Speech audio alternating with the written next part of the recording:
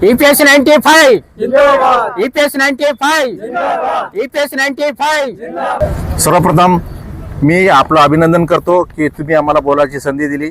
मी गणेश लक्ष्मणराव कांबळे, सहसचिव EPS 95 pensioners.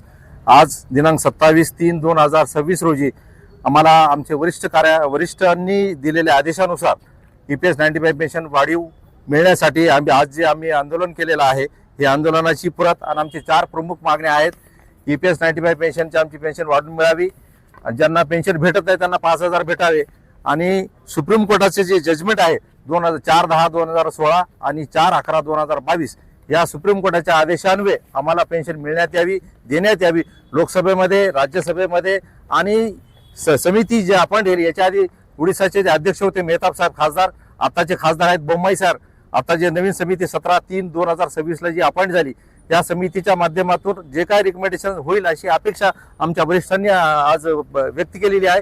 मी सुद्धा व्यक्त करतो। आमचे कपात झालेले पैसे आहेत सर, आमचे कपात झालेल्या पैशाच्या जे प्रमाण जर आम्ही बाहेर बँकेत ठेवले असते तर आम्हाला 10-15 हजार रुपये पेन्शन मिळाली असती। आज नाममात्र 1000 रुपये पण भेटत नाही। काही लोकांना 1000 रुपये, आता आमच्या कार्यकर्त्यांनी सांगितले 36,60,000 लोक 1000पेक्षा कमी आहेत। बाकीच्या लोकांना ॲव्हरेजली 1171 रुपये मिळते, आणि बाकीची जी पेन्शन आहे ते पेन्शन अतिशय नाममात्र आहे। ते सांगायला सुद्धा लाज वाटते।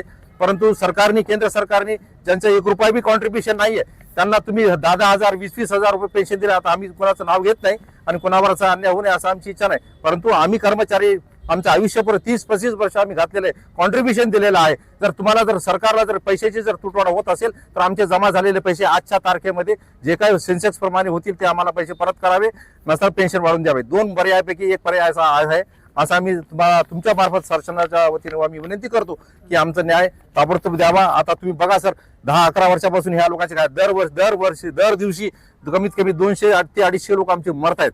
म्हणजे त्यांनी त्यांच्या पाल्याने काय जगावं, कसं जगावं आणि काय सांगावं, ही अतिशय शर्मेची आणि दुःखद गोष्ट आहे। तर तुम्ही तुमच्या मार्फत जर हे शासनाकडे जर प्रश्न पाठपुरावा करून जर आम्हाला मिळून दिला तर याच्यापेक्षा जास्त सुख आम्हाला काय समाधान मिळेल, अशी तुम्हाला मी विनंती करतो। धन्यवाद।